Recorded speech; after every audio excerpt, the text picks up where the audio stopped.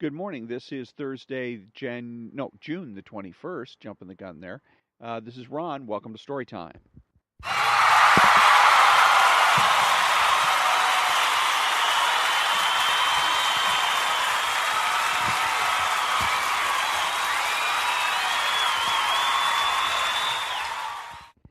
So, thank you very much. Thank you, thank you, thank you. This is Ron, your host, the only true conservative in the United States of America, because I'm the only one that makes the presumption for the status quo. Speaking to all the butchers, bakers, and candlestick makers, all the professionals, the lawyers, etc. Welcome to listen. Don't bother to call because I'm not going to take your call. So, anyways, ego, socialist ego. One of the things that I find fascinating and that is emphasized with socialists, by socialism and socialists, is the idea that the individual is never wrong. There's never anything wrong with the individual. That's part of what makes socialism so attractive to people. Is they're told there's nothing wrong with you. No matter what you are, what you do, if you're a child molester, if you're a burglar, rapist, robber, if you just lied to somebody or whatever, you're never wrong. It's never your fault because of determinism. The idea that nobody has any free will and everybody is forced to do what they do by powers beyond their control, ultimately by capitalism. And so the theory is that if we only could get rid of capitalism, then we wouldn't have any robbers, burglars, rapists, people lying, etc., because we'd have socialist paradise and nobody would have a reason to do anything wrong and we'd all live happily ever after. Bullshit. But that's the way they do it. So that's why you're going to find with a lot of socialists that they do not have the ability to look at themselves in a critical manner. There's many of them that I know that make the same, and because they can't look at themselves in a critical manner, they don't learn anything. They don't learn. They hurt themselves more than they're going to be hurting anybody else, hurting society or hurting their friends. Because again, it's also a lot of this about power. They like the idea of being able to use this as an excuse for what they think of as subversive or revolutionary activity. But I know several people that are one lady that's a businesswoman, and her business is not doing very well. This is a booming economy. This is an economy that is kicking butt, and we're looking at almost 4% growth, and unemployment rates are at their all-time lows for everybody. If you want a job and you're not able to get one, there's something wrong with you. I mean, that's all there is to it. So, but her business is suffering, and so she does not. She will, and there's obvious reasons for it that I've pointed out to her at least once. And there's obvious reasons, things that she's not doing or is doing that is putting off her customers, and she won't listen to that. She the only thing she'll listen to is that somehow it is the fault of Republicans. It is the fault is the economy isn't good. She'll go around the neighborhood and find other people who say that their business isn't so good, so she can commiserate and say, "Well, no, no, see, it's not me because other people say their businesses are off," which is BS. Because if you look at their businesses are doing quite well. They have plenty of customers. There's a couple of restaurants on the block. One of them which opens its doors at around I think 11 o'clock in the morning, and they've got people there at 11 a.m. And this is a regular sit-down restaurant, not a McDonald's or something like that. So another restaurant on the other end, and they're always doing a brisk business. There's a salon and a massage parlor and all this other stuff, and all of them seem to be doing a nice business. The only one that seems to be suffering is her. And again, she won't stop and think and consider the fact that, gee, maybe I'm doing something wrong here. She won't do that. And it's because she's a socialist and she's been brainwashed by other socialists into believing there's nothing wrong with you. It's the rest of the world. So when we come back, one of the things that I want to actually interject before I go to a break is I'm getting more and more um, commentaries, more and more people to comment on. Let's put it that way. So as you got Sean Hannity, Rush Limbaugh, Tammy Bruce, Ayn Rand, and I think that's roughly about it. Plus, I've got the ones that I try to save for the weekends, which is Sun Stories, Imprimis, and the Anglican Theological Review. So I'm getting more and more stuff to fill the time of the show with. So I'm going to start expanding the show and adding segments. It's been roughly at least two, and sometimes three segments: a monologue, a critique, and then the jokes. So I'm probably going to be going to monologue, a couple of critiques, and then maybe the jokes or something of that nature. And also, I still want to start compiling data, positive data about what's good things that are happening in the country because of, or even not because of, or having nothing to do with the current administration, the Trump administration. So, but when we come back, I'm going to be reading from a little blurb from Tammy Bruce's book and providing a critique.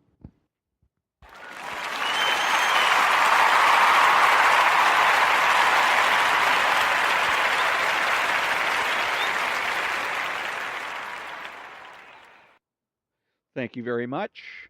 And so I'm going to be reading from Tammy Bruce's book called The Death of Right and Wrong. And I like Tammy Bruce, and I like to used to listen to her radio show. I don't know where it's playing anymore, what station that she's on. I think she still has a radio show, but she used to be, I think, on KBC or something. But because she has the insights about the left that other talk show hosts don't have. Rush Limbaugh, Sean Hannity, etc. But Rush Limbaugh, Sean Hannity basically grew up in more or less conservative households, and they don't know what it's like to live in a lefty household, and they don't know what it's like basically to grow up as a lefty. But they claim to have that insight anyhow. Rush Limbaugh, of course, claims to know about the left like every square inch of his glorious naked body, and he doesn't. If you listen to him, listen to Tammy Bruce, and you're going to realize, no, he doesn't. It's just that simple. So now, when I left this book, Tammy Bruce was talking about, because Tammy Bruce is lesbian, and her first lesbian lover, was a woman that used to be married to Bill Bixby, the actor, and was his ex-wife. And she's 36, and Tammy Bruce was 19 when they had a love affair. So, and then the 36-year-old lady, ended up committing suicide, and doing it almost not quite in front of Tammy Bruce, but Tammy Bruce was at her house and heard the gunshot go off. So close enough. So she's talking about what effect that this had on her morally and ethically. And section is called Moral Clarity. For me, the true lesson to be drawn from this experience became clearer as I approached the age Brenda was when she killed herself. At first, I was shocked that I had made it to my 36th birthday. I then told myself that the real test would be making it to my 37th, which was now also come and gone. But then the most fascinating thing happened to me. After years of living with what-ifs, I was finally able to look back on my experience as an adult, and not as a confused and guilt-ridden teenager. Reaching 36, I asked myself, what could Brenda have seen in a 17-year-old? I was probably precocious, but obviously not the most stable of teens. Only at 36 could I look back and see, for the first time, how morally bankrupt that entire situation had been. Brenda's pulling essentially a child, and I do view teenagers as children, into her world of lies, deception, booze, and sex was indeed morally corrupt. The ultimate indecency, though, was her arranging for a 19-year-old to find what she must have known would be the obscene result of a gunshot wound to the head. So there you have it. My relationship with Brenda, culminating in her death, is the crucial event in my life. It framed my young adulthood consciously and subconsciously, creating for me a worldview replete with moral relativism, paranoia, and cynicism. More than that, it kept me from looking at politics, the people I was dealing with, or other parts of my own life with any kind of values-based perspective. When your life does not incorporate those things, you're less inclined to seek them out or expect them of others. It's that simple. I had learned from my experience with Brenda how to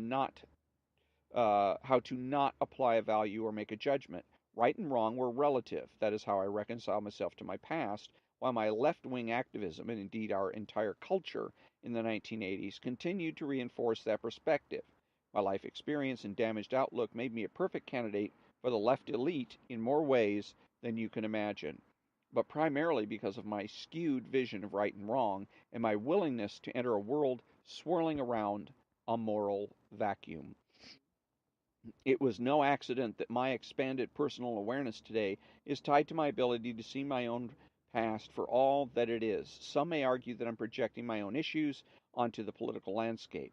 Well, that's part of human nature. All our political views are wrapped up with our own histories, with our personal experiences, with those we have loved, with those left us, our parents, our lovers. And what I also realized after spending nearly 20 years immersed in the left's agenda is that Brenda wasn't the only one. There were thousands like her, except that instead of committing suicide, they were trying to manipulate the culture to mirror their own damaged world view, to impose their own agenda on the rest of society, as Brenda had done, however briefly, with me.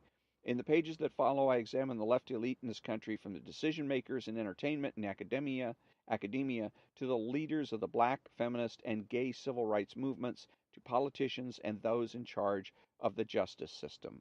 I will explain why a moral vacuum is engulfing the left and how it corrupts our culture and threatens our very liberty. As we know, knowledge is power. The first step to realizing the grip the damaged left elite have on our culture and our future is to see them for what they truly are. Oh, okay, there's chapter one. But anyway, so this dovetails nicely with my monologue about the idea where she says that basically she was told and grew up in a culture where she was told there's nothing wrong with you, that it's everybody and everything else. And because of that, they again get to try to put, try to force everybody else to accept their worldview. I also noticed this with two other people that were pedophiles, and that was Michael Jackson and the guy from Penn State, the coach from Penn State. I don't remember his name right now. But one of the things that they did, both of them did, that got them in trouble was giving interviews. They gave interviews that left people with the idea that these people were indeed pedophiles. They were subsequently prosecuted. One was convicted, the other was not. But they did this again as a way, I think, reinforced or encouraged by the left, but also I think it was part of it was just psychology, being tired of having to hide who you really are, and they wanted to be able to live their lives openly. You know, it's like with gays. Gays want to live openly gay. They don't want to hide the fact that they are gay. And so the pedophiles, I am sure, have the same desire that at first they might pat themselves on the back with how clever they are in getting away with what they're getting away with. But after a while, they begin to realize that nobody really knows them, that it hurts their relationships. They can't be truly close to anybody because nobody really knows who they are or what they are. And that if somehow they could just explain to everybody how really innocuous the whole situation is, then they would be accepted and loved for being pedophiles. And so they end up getting themselves in trouble. But and I'm sure also it's reinforced, though, with the socialist notion that, again, there's nothing wrong with them as pedophiles. It's all about capitalism. And if we didn't have capitalism, then there would be, because capitalism turns children into sex objects. And if you didn't turn children into sex objects, we wouldn't have pedophiles, which is not true. Um, there's another book that bears this out, that it's just simply not true, that the people that are pedophiles are just sick. There's no other way to put it. But I like that as an example for, again, the effect the left has on the individual in terms of emboldening them, the individual, to go out and demand from society things they have really no right to demand. Also with Tammy Bruce, let's see, political views wrapped up in our own. Oh, here we go. So she's talking about also relativism, moral relativism. There's a theory. It's called scientific value relativism, and it's supposed to have some kind of a scientific basis to it. But the idea that you can see a person that is a student, that's you could say yes, this person over here is a student, but just because they're a student doesn't mean you can be able to tell because they're a student what it is they should do. Okay, you can't prove or demonstrate what they should do, and that's a lie. The fact of the matter is, what they should do is study, and they should do it because they're a student. It's um, axiomatic. It's obvious. Okay, but the left denies axioms in order to be able to warp philosophy and sort of wedge their own opinions and ideas of what the world should be about into the conversation. So, but it says here, it was no accident. My expanded personal awareness today is tied to my ability to see my own past for all that it is. Some may argue that I'm projecting my own issues onto the political landscape. Now, so they're making an argument that she's being relative, that this is your opinion, your idea, and that the problem is that she's stating it as though it's a fact. Now, at this particular point, she should be aware of that fact that they're trying to relativize the conversation. Reality either exists or it doesn't. It does, and it does so obviously. Anybody that says, well, gee, how do you know, is simply a liar. There's no other way to put it. They are simply a liar. Okay, and everything that springs from reality is also equally obvious. Morality is obvious, and knowledge is obvious. And again, the people that question those things are simply liars. But she should have noted this, and then instead of following up with, well, that's part of human nature, all of our political views are wrapped up with our own histories, personal experience, those we have loved, those who left us, our partners, our lovers. And what else I realized after spending 20 years immersed in the left's agenda is that Brenda wasn't the only one. But the point is, she's going back and relativizing, saying, well, of course, yes, it's relative, but of course it's relative for everybody. And what she should have said is no, it's not relative, and it's not that I'm forcing my own agenda at all, that I am bringing facts to bear, and I'm putting the facts together in a logical way to reach a conclusion, to reach a valid conclusion. And what I'm doing is describing what's real and what's true and the truth. That's what I'm doing, not forcing my own views on other people. That's what the point of relativism is like most everything else in socialism, is power. That people that are objective about life as they should be are people that are forcing their viewpoints on everybody else. That it's, again, becomes a power issue, a force issue, and it's just BS. Recognizing right and wrong is simply part of living in reality. So when I come back, I'm going to go ahead and read a little bit more from the Ayn Rand interview by Playboy of 1964.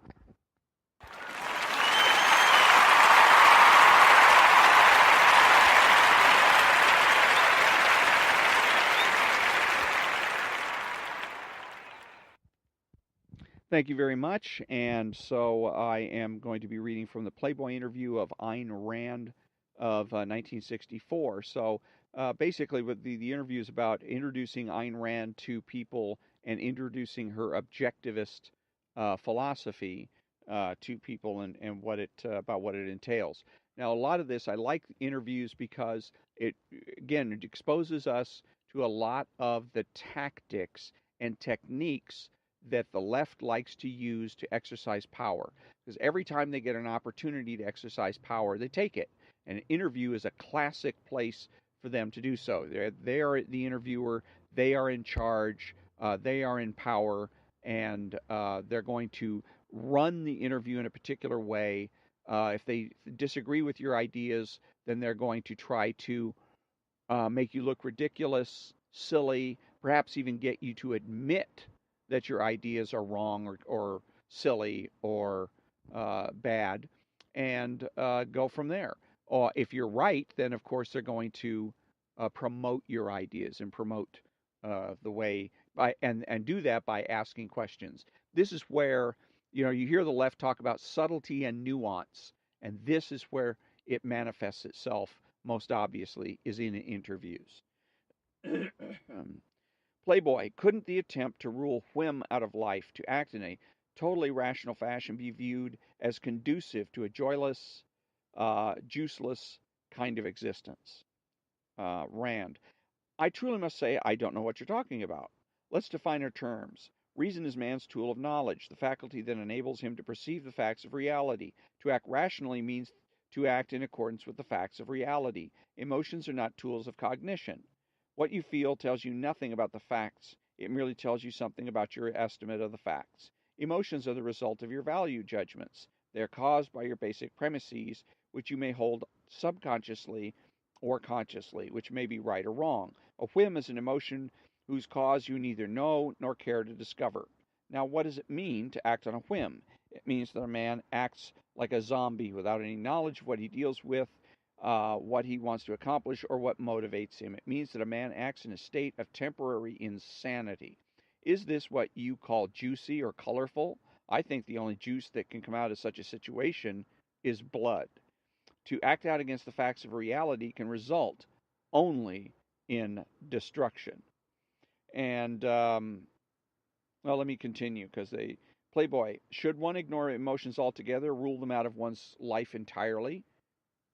Rand, of course not. One should merely keep them in their place. An emotion is an automatic response, an automatic effect of man's value premises, an effect, not a cause. There is no necessary clash, no dichotomy between man's reason and his emotions, provided he observes their proper relationship.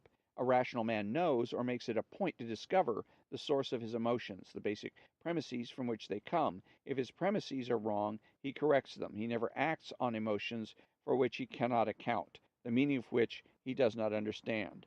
In appraising a situation, he knows why he acts as he does and whether he is right.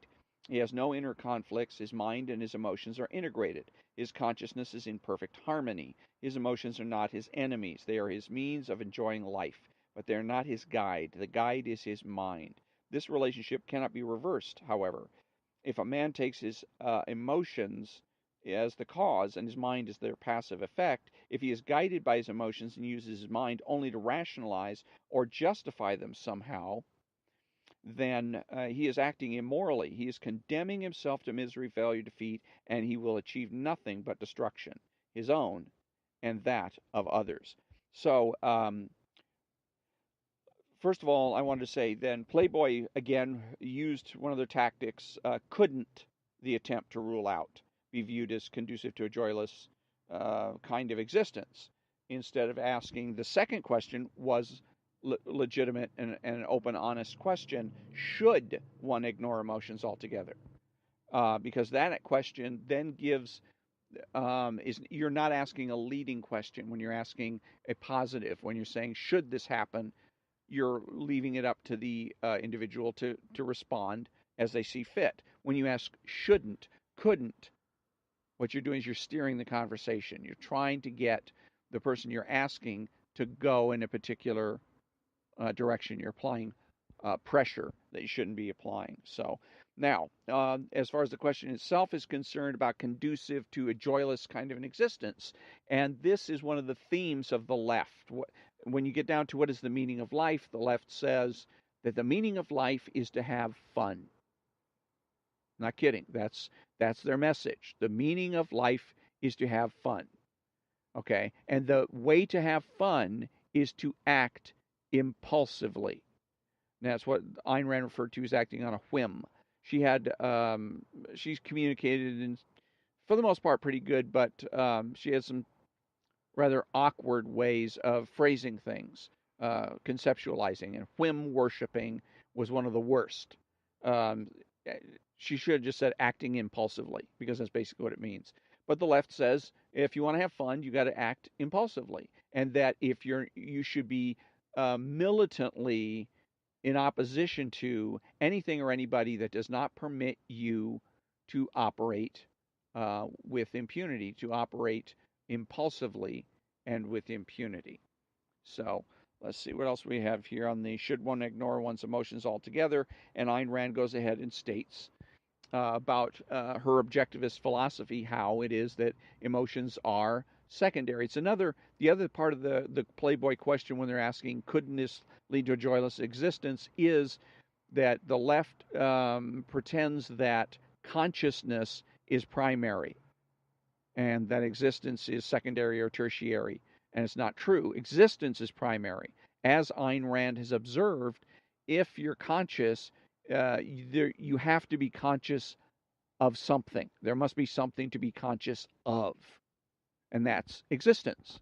And that's why existence is primary. And she goes on to explain that basically that existence is primary, consciousness is secondary.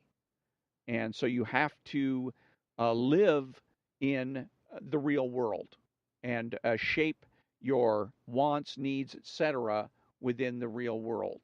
And that once you do that, it's also called getting your act together. But that once you do that, you start living in harmony with reality, then you're going to be emotionally better off than if you try to operate in conflict with. If you're trying to operate by pretending that consciousness is primary and that I should be able to do whatever I want, whenever I want, without having to suffer the consequences, you're operating in conflict with reality, and you are likely to suffer some very vicious consequences, which, of course, the left then goes ahead and blames on capitalism, or Republicans. Take your pick. Okay, so when I come back, I'm going to be reading a joke or two from the New York City Cab Driver's Joke Book.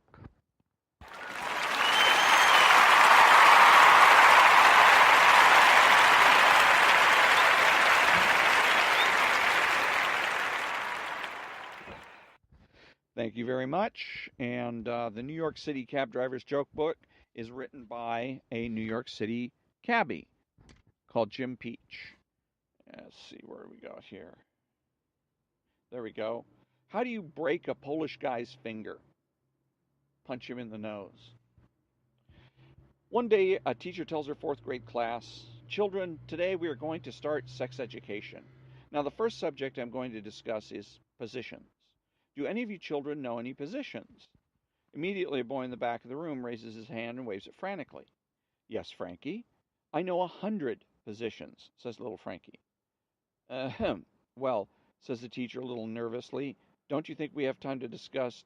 I don't think we have time to discuss 100 positions right now, but if any of you children know just one or two."